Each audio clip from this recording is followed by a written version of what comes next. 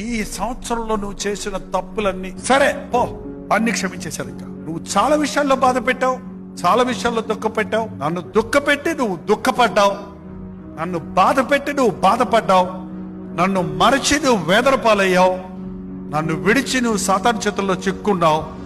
రా, నీకు వదిలే, పాతదంతా నిన్ను అడగను నేను.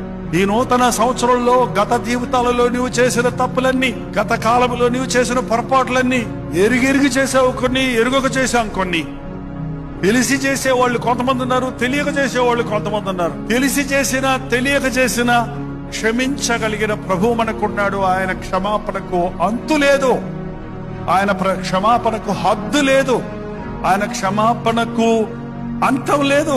ఒక న్యూ బిగినింగ్, క్రొత్త ప్రారంభం నీకు ఇవ్వాలని ఈ కొత్త సంవత్సరంలో నీ కొరకు ఏంటేంటో ఆలోచనలు కలిగి ఉన్నాడు.